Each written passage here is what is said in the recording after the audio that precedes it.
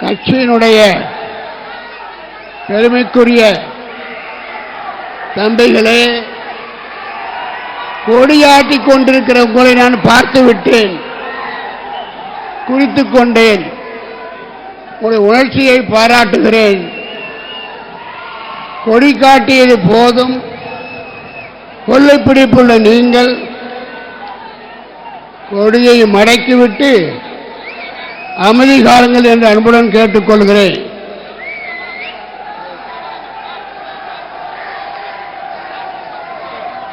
இந்த வெற்றி மாநாட்டிற்கு நாம் சிறப்பாக ஒரு வெற்றி விழாவை கொண்டாட இருக்கிறோம்.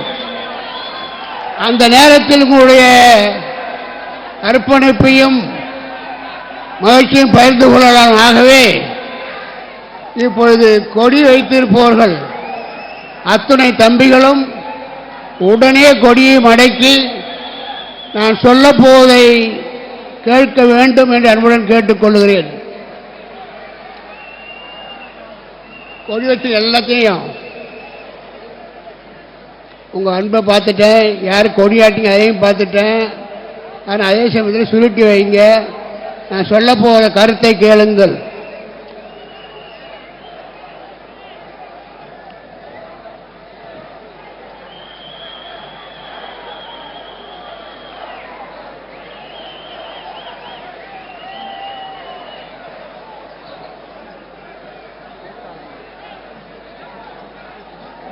இந்திய ஜனநாயக கட்சியினுடைய மாநில மாநாடு. இந்த மாநாட்டிற்கு வந்து கலந்து கொண்டிருக்கிற பிஜேபி மாநில தலைவர் அன்பு சகோதரர் நயினார் நாகேந்திரன் அவர்களே, அதிமுக வந்திருக்கின்ற முன்னாள் எம்எல்ஏக்கள், அருமை சகோதரர்களே,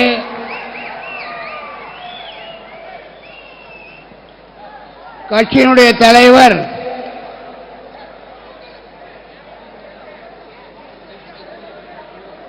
இந்திய ஜனநாயக கட்சியினுடைய தலைவர் தம்பி ரவி பச்சமுத்து அவர்களே, சங்கத்தின் தலைவர் கோவை தம்பி அவர்களே,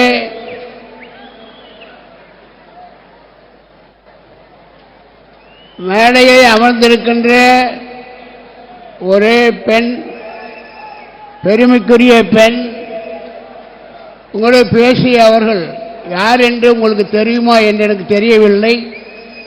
அறிய வேண்டிய நேரம் இது. புதிய தலைமுறை டிவி இருக்கு இல்லையா, புதிய தலைமுறை நிறுவனர், அதே போல எஸ்ஆர்எம் பல்கலைக்கழகத்தினுடைய இணைவேந்தர்கள் ஒருவர், அவருடைய துணைவியார் மணிமங்கை சத்யநாராயணன் அவர்களே, கட்சியினுடைய பொருளாளர் அன்பு நண்பர் ராஜன் அவர்களே, தம்பி வெங்கடேசன் அவர்களே, உங்களுடைய பொதுச் செயலாளர் தம்பி பேராசிரியர் அவர் சண்முகம் அவர்களே, மற்றும் மேடையிலே அமர்ந்திருக்கிற 231 மாவட்ட தலைவர்களே, எந்த கட்சியும் ஒரு சட்டமன்ற தொகுதியை ஒரு மாவட்டமாக்கி அந்த அடிப்படையில் இன்றைக்கு இந்திய ஜனநாயக கட்சிக்கு 236 கட்சி மாவட்ட தலைவர் இருக்கிறார்கள். அவர்களால் மேடையை அமர்த்தப்பட்டிருக்கிறார்கள். அவர்களையும் வரவேற்று வாழ்த்தி நான் 3 பாடல்களை எழுதினேன். அநேகமாக அத்தனை பேருக்கும்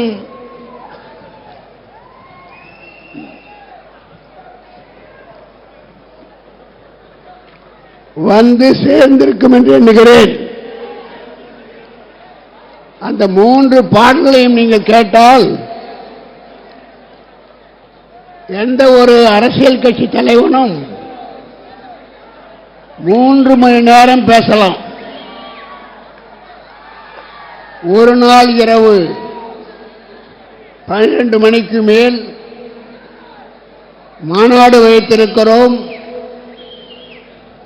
மாநாட்டிற்கு முன்னால் கட்சி தலைவர்களுக்கும் தொண்டர்களுக்கும் என்ன செய்தி சொல்லுவது என்று யோசித்து அந்த நள்ளிரவில் எழுதிய 3 பாடல்கள், இந்த 3 பாடல்களையும் நீங்கள் கொள்கை பாடல்களாக நீங்கள் ஏற்றுக்கொண்டிருக்கிறீர்கள் என்று அறிவேன். அதுதான் ஒரு பாடல் சொன்னேன். நான் கத்த முடியாது, அமைதியா இருங்க. ஒரு பாட்டில் சொல்லியிருப்பேன், உன் தலைவன் உனக்காக கடலூரில் காத்திருப்பேன். காத்திருந்தேன், வந்தீர்கள். உங்கள் அனைவருக்கும் 100 ஆண்டு வாழ்வீர்கள்.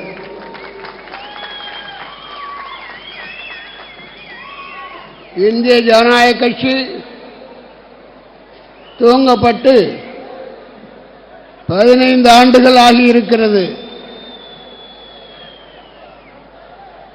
இந்த 15 ஆண்டுகளில் நடைபெற்ற அத்தனை தேர்தல்களிலும் நாம் போட்டியிட்டிருக்கிறோம். கட்சி துவங்கப்பட்டு 8வது மாதத்தில் தேர்தல் வந்தது. 2011 தேர்தல். அப்போது தனியாக மோதிர சின்னத்தை வாங்கி அன்றைக்கு 131 வேட்பாளர்கள் நிறுத்தினோம். எந்த ஒரு கட்சியும் 8 மாதத்தில் 131 வேட்பாளர்களை நிற்க வைக்கும் என்பது எளிதான காரியம் அல்ல. அடுத்து வந்த தேர்தலில் இந்திய ஜனநாயக கட்சி அறிவார்ந்த கட்சி, படித்தவர்களால் நடத்தப்படுகிற கட்சி. ஆகவே நீங்க தயவு செய்து நீங்கள்லாம் வேற கட்சிக்கு போயிடலாம் தம்பி. விசில் அடிக்கிறது நேரம் இல்லை. அவங்க எல்லாம் நோட் பண்ணுங்க, கட்சியிலிருந்து நீக்குங்க. இதற்காக நான் உங்களை 15 ஆண்டுகளாக வளர்க்கவில்லை. ஒழுக்கமற்ற கட்சியை நான் வளர்க்கவில்லை. ஆகவே இந்த 14 ஆண்டு காலத்தில் முதல் தேர்தல் 2011. அந்த தேர்தலில் நாம் தனியாக போட்டியிட்டோம். 130 பேரை நிறுத்தினோம். 8 மாத குழந்தை தன்னால் முடிந்தவரை போராடியது. அதற்கு அடுத்த தேர்தல் 2016. அந்த நேரத்தில் நம் பெருமைக்குரிய பிஜேபி தலைவர் அவர் என்னை அழைத்து நமக்கு 43 தொகுதிகளை ஒதுக்கினார் பிஜேபியில். ஆரம்பத்திலிருந்தே நாம் பாராட்டப்பட்டு வந்திருக்கிறோம். பிஜேபியுடன் நட்பை பெற்றிருக்கிறோம். அதற்கு அடுத்த தேர்தலில் மீண்டும் 43 தொகுதியில் போட்டியிட்டிருக்கிறோம்.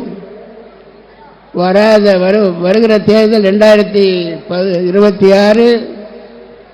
இது 4வது தேர்தல். அதேபோல பாராளுமன்ற தேர்தல் 3 முறை போட்டியிட்டு உங்களுடைய ஆதரவால், உழைப்பால், ஒத்துழைப்பால் அதே தொகுதியில் வெற்றி பெற்றிருக்கிறோம். 5 முறை பாராளுமன்றத்துக்கு அனுப்பினீர்கள். அந்த 5 ஆண்டுகளில் அந்த பாராளுமன்ற தொகுதி, பெரம்பலூர் பாராளுமன்ற தொகுதிக்கு என்னவெல்லாம் செய்தது என்பதை நீங்கள் அறிந்திருக்க வேண்டும்.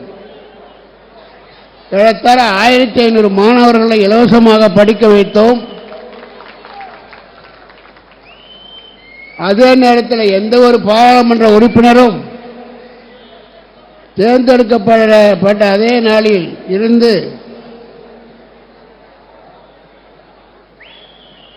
எந்த அளவுக்கு சொந்த நிதியில் இருந்து செலவு செய்திருக்கிறேன் என்பதை அறிந்தவர்கள் அறிவார்கள். அது மட்டுமல்ல, நமக்கு இது சட்டமன்ற தேர்தலுக்கு 4வது தேர்தல். 3வது தேர்தலில்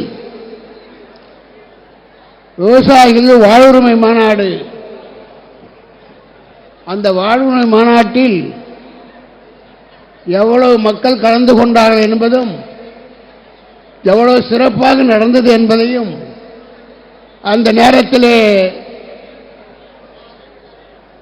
இளவரசன் அதிமுக எம்எல்ஏ அவர்கள் அறிந்து ஆண்டு கொண்டிருந்த அம்மாவுக்கு செய்தி அனுப்பி பெரம்பலூர் வாழ்வுரிமை மாநாட்டில் இந்திய ஜனநாயக கட்சி மிகப்பெரிய ஒரு வெற்றியை பெற்றிருக்கிறது, சிறப்பாக நடத்துகிறது என்று அம்மாவுக்கு செய்தி போக அந்த இளவரசன் ஏற்றுக்கூட பேசினார். இன்றும் பேசுகிறார், அங்கே இருக்கிறார். அம்மா சொன்னார்கள், அவரை விட்டு விடாதீர்கள், அவரை விட்டு விடாதீர்கள். அந்த விழா முடிந்தவுடன், மாநாடு முடிந்தவுடன் நீங்கள் அவரை கையோடு அழைக்கப்பட்டு வரணும். கையோடு அழைத்து வந்து அதே விமானத்தில் அழைத்து வந்து நேராக தோட்டத்திற்கு வர வேண்டும்.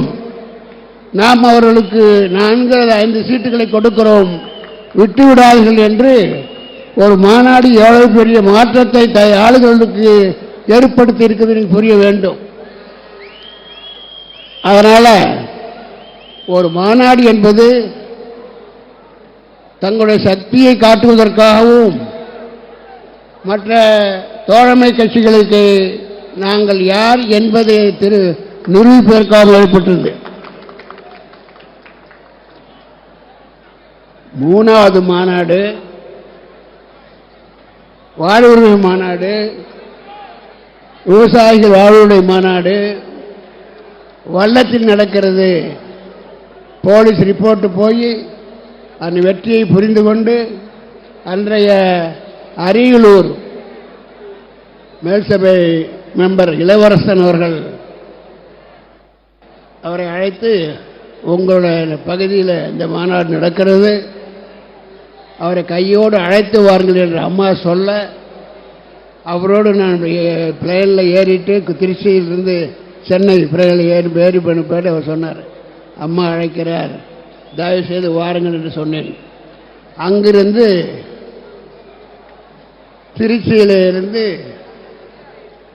அங்கு சென்னை வருவரை அம்மா என்னை தப்பாக நினைத்துக் கொள்வார்கள், அம்மா நீங்கள் அவசியம் வரணும் அப்படி எவ்வளவோ சொல்லி பார்த்தார்.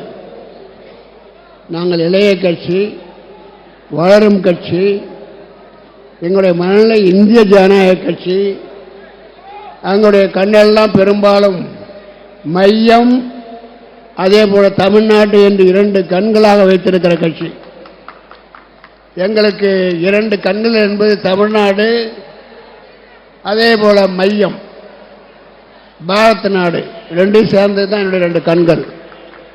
ஆகவே நான் மாற முடியாது, மன்னிக்க சொல்லிங்க, அம்மாவிடம் சொல்லுங்கள் என்று சொன்னேன் 3வது மாநாட்டில். அது மட்டுமல்ல, நாம் தொடர்ந்து மாநாடுகளை நடத்தி கொண்டு வருவதோடு மட்டுமல்ல, கட்சிகள் இன்றைக்கு நம்முடைய கட்சி மிகப்பெரிய அளவில் வளர்ந்திருக்கிறது, மிகப்பெரிய அளவில் வளர்ந்திருக்கிறது. நாங்கள் ஏதோ பல்கலைக்கழகங்கள் நடத்துகிறோம். ஆகவே தமிழ்நாட்டில் மட்டுமல்ல, இந்தியாவில் மட்டுமல்ல, உலக நாடுகள் 60 நாடுகளில் இருக்க மாணவர்கள் படிக்கிறார்கள். அந்த வகையில் நாங்கள் 60 ஆண்டு காலம் கல்வித்துறையில் பணியாற்றி வந்திருக்கிறோம். அந்த வகையில் நேற்று கூட உங்களுடைய தலைவர் ரவி பச்சமுத்து அவர்கள் தன்னுடைய சிம்ஸ் மருத்துவமனைக்கு செல்சியல் என்ற ஒரு நாடு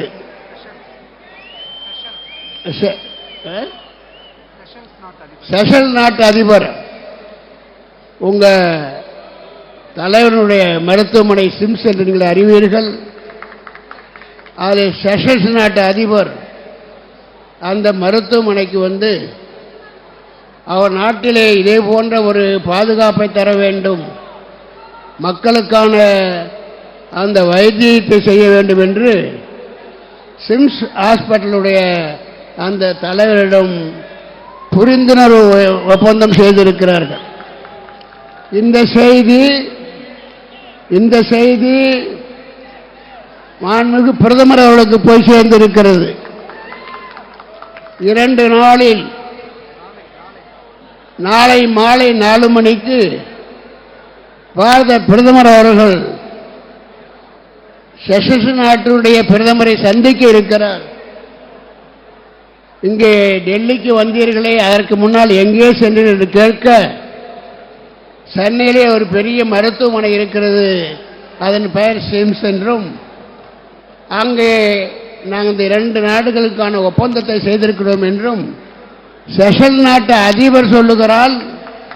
அதை கேட்ட நம்முடைய பாரத பிரதமர் அவர்கள் உங்களுடைய கட்சித் தலைவர் ரவி பச்சமுத்து அவர்களை நாளைக்கு 4 மணிக்கு செஷல் நாட்டு பிரதமருக்கு கொடுக்கிற விருந்தில் உங்களுடைய தலைவர் கலந்து கொள்ள வேண்டும் என்று மைய அரசினுடைய பிரதமர் அவர்கள் நேற்று செய்தி அனுப்பியிருக்கிறார். நாளைக்கு அங்கே கலந்து கொள்வார்கள். ஆக நாம் ஏதோ கட்சிக்கு வந்தோம், பேரளவில் மற்ற அளவுக்கு நடத்துவதற்கு நாம் வரவில்லை. என்னை நீங்கள் கல்வியாளனாக மட்டும்தான் பார்ப்பீர்கள். ஆனால் இந்த 10 ஆண்டுகளில் 650 கோடி அளவில் மருத்துவத்திற்காகவும் கல்விக்காகவும் செலவிட்டிருக்கிறோம். எவ்வளவு? 650 கோடி. அதில் 37,000 பேருக்கு கல்வி உதவி, 6 லட்சம் பேருக்கு மருத்துவ உதவி. இதெல்லாம் எந்த ஒரு கட்சியினாலும் நினைத்து பார்க்க முடியுமா?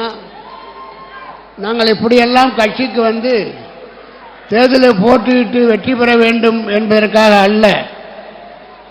எங்கள் சுபாவமே நல்லவர்களுக்கு, தேவைப்படுபவர்களுக்கு, ஏழைகளுக்கு உதவி செய்வதுதான் எங்களுடைய நோக்கம். ஆக அந்த அளவில் கொரோனா காலத்தில் மிகப்பெரிய அளவில் நாங்கள் மக்களுக்கு, யாரோ பேர் தெரியாது, அங்கே இருந்து உதவியாளருக்கு ஃபோன் வரும், ஐயா சாப்பாட்டுக்கு இல்லை, கொரோனாவில் எங்கள் வீட்டுக்காரர் படுத்து விட்டார் என்றால் பேர் யார் என்றும் தெரியாது, எந்த ஊர் யார் என்றும் தெரியாது.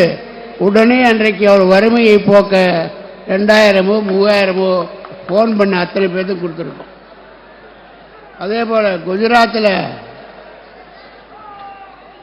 பூகம்பம் வந்தபோது இந்த நாட்டிலே எங்கெல்லாம் இயற்கை இடர்பாடுகள் நடக்கிறதோ அவர்களுக்கெல்லாம் பல கோடிகளை கொடுத்து உதவி இருக்கிறோம். இப்போ ஆபரேஷன் சிந்தூர், பாகிஸ்தான் காஷ்மீர் மக்கள் நம்ம சொந்தங்கள், அவர்களுக்கு தொந்தரவு கொடுக்கும் வகையிலே 26 பேரை சுட்டு கொன்றார்கள். அது எந்த நேரம் என்றால் மே மாதத்தில் நான் அறுவை சிகிச்சை செய்திருக்கிறேன், சிம்ஸ் மருத்துவமனையில் இருக்கிறேன். அந்த நேரத்தில் இதை கேள்விப்படுகிறேன். அந்த நேரத்தில் உடனே என்னுடைய பாரத பிரதமர் அவர்களுக்கு பாதிக்கப்பட்ட அந்த 26 குடும்பங்களுக்கும் உதவுங்கள் என்று சொல்லி 1 கோடி ரூபாயை கொடுத்துரும். ஆக இந்த வழியில் எங்களுக்கு பாரதம் தமிழ்நாடு இரண்டும் ஒன்றுதான். பாரதம் வளர வேண்டும், இந்தியா வளர்ந்தால் தமிழ்நாடு தானாக வளரும். அதை நீங்கள் புரிந்து கொள்ள வேண்டும். அதனால தான் நாங்கள் என்ன செய்கிறோம், இன்றைக்கு நான் 5 ஆண்டு காலம் பாராளுமன்றத்தில் இருந்தேனே ஒழிய ஏன் வந்தோம் என்று எனக்கு மிக வருத்தமாக அப்போது தென்பட்டது. காரணம், நம்ம தமிழ்நாட்டு எம்பிக்கள் எல்லாம் திட்டமிட்டு தாம் வெளிச்சத்தில் இருக்க வேண்டும் என்பதற்காகவே ஒரு நாளும் பாராளுமன்றத்தில் நடக்க விட மாட்டார்கள். அதன் மூலமாக வளர்ச்சியை கெடுத்தார்கள். அது மட்டுமல்ல, தொடர்ந்து இன்னும் கெடுத்து கொண்டிருக்கிறார்கள். இந்தியா வளரவில்லை என்றால், இந்தியா வளரவில்லை என்றால் தமிழ்நாடு வளராது.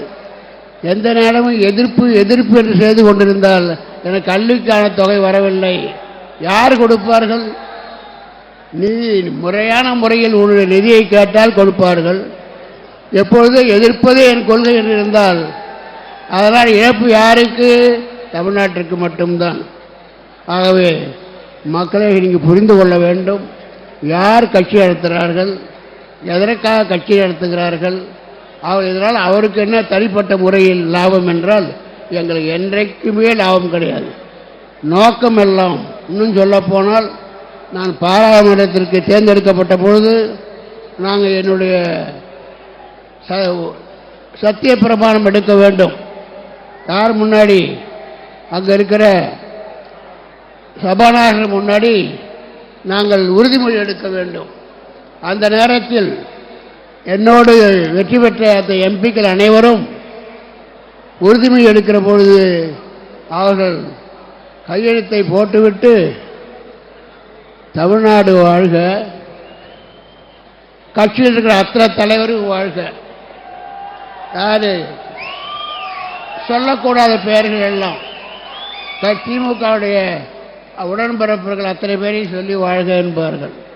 நான் அன்றைக்கே எனக்கு உடன்பாடு இல்லை என்றாலும் கூட நான் உறுதிமொழி எடுக்கிற போது நான் சொன்னேன், உறுதிமொழி எடுத்த பிறகு இந்தியா வாழ்க, தமிழ்நாடும் வாழ்க, தமிழ்நாடு வாழ்க, இந்தியா வாழ்க. அன்றைக்கு தேர்வு செய்யப்பட்ட யாரும் தங்கள் தலைவர்களை குறிப்பிட்டார்களே ஒழிய அவர்கள் யாரும் நாடு அதே போல் அவங்களுடைய ஸ்டேட் யார் அப்படி இல்லை. அவங்க போது அவங்களுக்கு தலைவர் நல்லவர்களாக இருந்தால் என்ன வேணும் செஞ்சுட்டு போட்டோம். அந்த தலைவர்கள் யார்? ஊழல் உற்பத்தி அவர்கள் தான். இந்த திராவிட கட்சிகள் வந்த பிறகு தமிழ்நாடு ஊழல், லஞ்சம், கொலை, கொள்ளை, கற்பழிப்பு, மாணவர்களுக்கு மரியாதையும் இல்லை, பாதுகாப்பும் இல்லை. இப்படித்தான் இருக்கிறது, நடந்து கொண்டிருக்கிறது. மக்களாகிய நீங்கள் பார்க்க வேண்டும். இப்படியே நாடு கெட்டுக்கொண்டிருந்தால் எப்படி ஒரு நல்ல எதிர்காலத்திலே வேலை வாய்ப்பு கிடைக்கும், நீங்கள் நலமாக இருக்க முடியும், வளர்ச்சிக்கு செல்ல முடியும் என்று யோசிக்க வேண்டும்.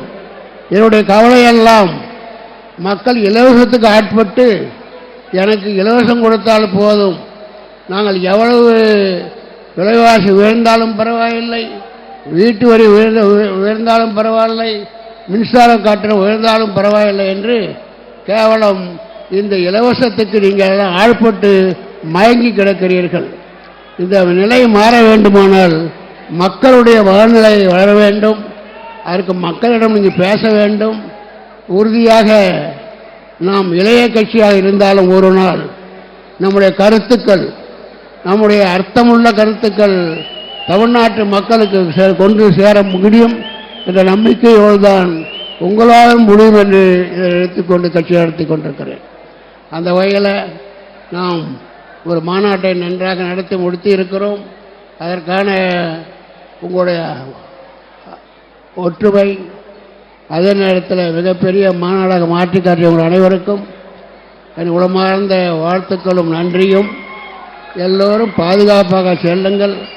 உங்களுக்கு பல முறை இந்திய ஜனநாயக கட்சியினுடைய கொள்கைகளை பற்றி கடந்த 4 மாத காலமாக பாடம் எடுத்திருக்கிறேன். அடிப்படையில் நான் கல்வியாளன், பள்ளி கல்வியை பயிற்றுவித்தவன் ஆக பாடம் எடுத்திருக்கிறேன். அந்த பாடம் ஏதோ மாநாட்டிற்காக மட்டுமல்ல, இந்த மாநாட்டிற்காக நாம் ஏற்பாடு செய்தது ஏறத்தாழ 1 மாத காலத்திற்கு இந்த ஏற்பாடை செய்தோம். ஆக மாநாடு என்பது ஒரு கட்சியுடைய திறமையும் வலிமையும் காட்டுவதற்காக அதை நீங்கள் காட்டிவிட்டீர்கள். அதற்காக வாழ்த்துக்களையும் பாராட்டும் தெரிவித்துக் கொள்கிறேன். நன்றி, வணக்கம். விழா பேருரையாற்றிய